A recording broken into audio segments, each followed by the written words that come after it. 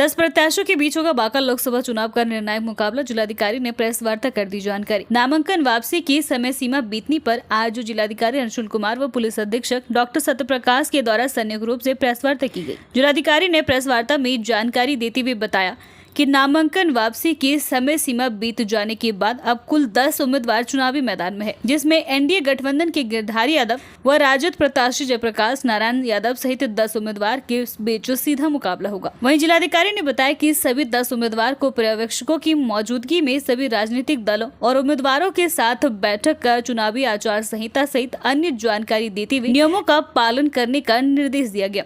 वहीं पुलिस अधीक्षक ने विधि व्यवस्था को लेकर विस्तृत जानकारी दी। उन्होंने बताया कि करीब 4 दर्जन लोगों को चुनाव के दौरान जिला बदर करने का भी निर्देश दिया गया। देखें इस खास रिपोर्ट में।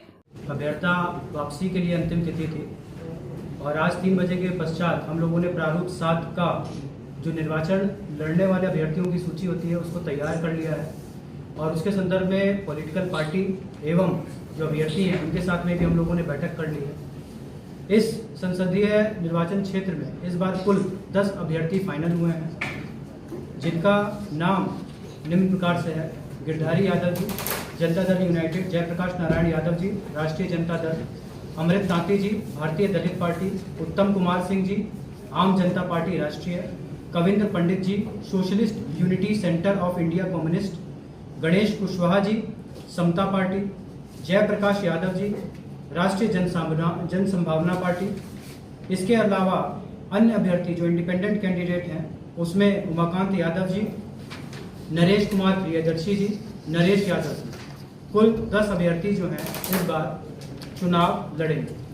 अभी हम लोगों ने जितने भी पॉलिटिकल पार्टी हैं, जितने भी कैंडिडेट हैं, उनको हम लोगों ने आदर्श आचार संहिता के बारे में बताया, उसके प्रोविजन के बारे में बताया। साथ ही हम लोगों ने ऐसे व्यक्ति जिनके ऊपर भी क्रिमिनल केस दर्ज है, जितने अभ्यर्थी लड़ रहे हैं उनमें एक गणेश कुमार कुशवाहा जी के ऊपर कुछ क्रिमिनल केसेस भी हैं, तो उनको भी जानकारी दी कि उसको उन्हें जो है 3 बार न्यूज़पेपर और मीडिया में, प्रिंट मीडिया और दोनों न्यूज़ टेलीविज़न पे भी देना है। अपना 3 बार जो है एडवर्टीजमेंट के बारे में सूचित करना है सभी लोगों को और उसका प्रचार प्रसार करना है। के अनुसार से अभी तक हम लोग का जब से चुनाव घोषित हुआ है तब से 19 हथियार हम लोगों ने बरामद किया है, 5 कारतूस। इसके अलावा जो लाइसेंस आर्म टोटल 957 है हमारे यहाँ, जिसमें से 643 डिपॉजिट कर लिए गए हैं थाना में, 1 इम्पाउंडेड है और कैंसिल और डिपॉजिट 34 हुआ है। 107 के तहत में जो प्रस्ताव जो हमने समर्पित किया था उसमें से लगभग 4917 के विरुद्ध में बाउंड डाउन हो चुका है। 5642 को नोटिस सर्व हो चुका है, जो कि अगले 1 आध हफ्ते में इनका भी बाउंड डाउन कर लिया जाएगा। नॉन बेलेबल वारंट कुल 1410 अभी तक हम लोगों ने निष्पादित किया है। कुछ अभी पेंडिंग है जिसे भी 1 हफ्ता के अंदर हम लोग निष्पादित कर लेंगे। हम लोगों ने कुल 206 टोलों को वल्नरेबल आइडेंटिफाई किया है, वैध टोला जिसको कहते हैं। उसमें से 769 लोगों को चिन्हित किया गया है, जिसमें लगभग 645 पर 107 की कार्रवाई भी की गई है। 116 पर सीसीए प्रस्ताव हम लोगों ने भेजा है, जिसपे लगभग 40 से 45 लोगों को पर जिला बदल करने का आदेश हमें प्राप्त हो भी चुका है। बिहार बोर्ड में इंटर वाणिज्य के 5 जिला टॉपर व सम्मानित आरएमके इंटर स्कूल में प्रगति पत्रक वितरण समारोह संपन्न। सोमवार को शिक्षा विभाग के निर्देश पर जिले के सभी उच्च विद्यालयों और मध्य विद्यालयों में प्रगति पत्रक वितरण समारोह सह शिक्षक अभिभावक गोष्ठी का आयोजन किया गया था। शहर के आरएमके इंटर स्कूल में भी प्रधानाध्यापक जवाहर कुमार सुधाकर की अध्यक्षता में प्रगति पत्रक वितरण सह सम्मान समारोह और शिक्षक अभिभावक गोष्ठी का आयोजन किया गया। इस दौरान बिहार बोर्ड के 12वीं परीक्षा में वाणिज्य संकाय में जिले के टॉप 10 में शामिल विद्यालय के कुल 5 छात्र छात्राओं को शील्ड और प्रशस्ति पत्र देकर प्रधानाध्यापक और वर्ग शिक्षक द्वारा सम्मानित किया गया। इसके साथ ही 9वीं कक्षा के सभी सेक्शन में प्रथम, द्वितीय और तृतीय स्थान प्राप्त करने वाले छात्र छात्राओं को मेडल देकर प्रगति पत्र के साथ सम्मानित किया गया। इस दौरान अभिभावकों से छात्रों के दैनिक क्रियाकलाप पर नजर बनाने के साथ साथ उनके शैक्षणिक और सामाजिक गतिविधि पर भी निगरानी रखने की बात कही गई। शिक्षकों ने अपने संबोधन में ऐसी कार्यक्रम के जरिए छात्रों में प्रतिस्पर्धा की भावना बढ़ाने के साथ ही अच्छा प्रदर्शन करने पर उत्साहवर्धन होने से मनोबल बढ़ने और उज्जवल भविष्य के लिए मार्ग प्रशस्त करने वाला उपाय बताया और जमकर सामूहिक सहयोग की प्रशंसा की।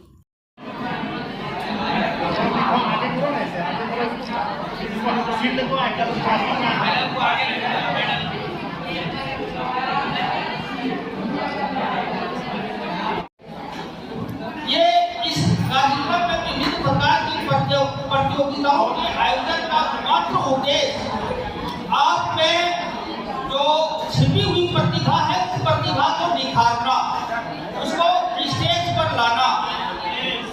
मैं बिल्कुल अपनी आत्मकथा की एक कहानी तुम लोगों से शेयर करना चाहता हूँ कि तुम लोग कम से कम जिला के स्कूल में पढ़ते हो, मैं सुदूर ग्रामीण क्षेत्रों में, सुदूर देहात में पढ़ता था। पैदल 5 किलोमीटर दौड़ कर स्कूल जाता था, कोई रोड नहीं हुआ करता था।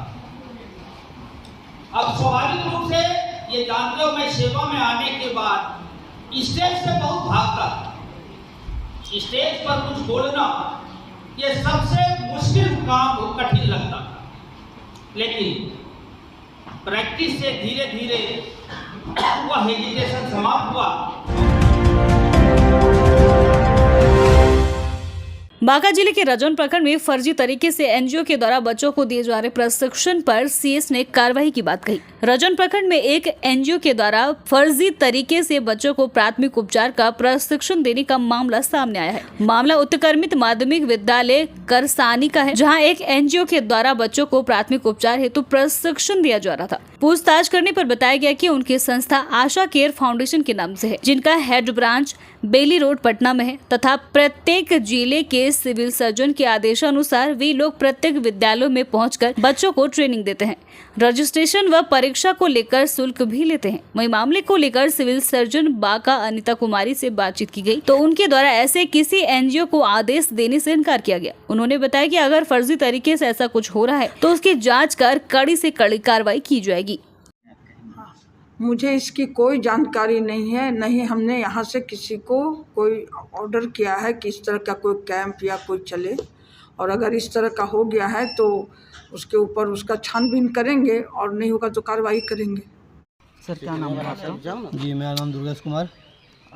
ये जो आपके यहाँ पे ट्रेनिंग चल रहा है, ये प्रोन्नत मध्य विद्यालय करसानी में, जी क्या चीज़ का ट्रेनिंग चला रहा है? ये प्राथमिक उपचार का प्रशिक्षण शिविर है। अच्छा। ये लोग जो है जानकारी बीमारी के बारे में, उसका बचाव के बारे में, मतलब ये लोग बीमारी के जागरूकता अभियान के अंतर्गत जो है ये कार्यक्रम चलाई जा रही है, जागरूकता अभियान है।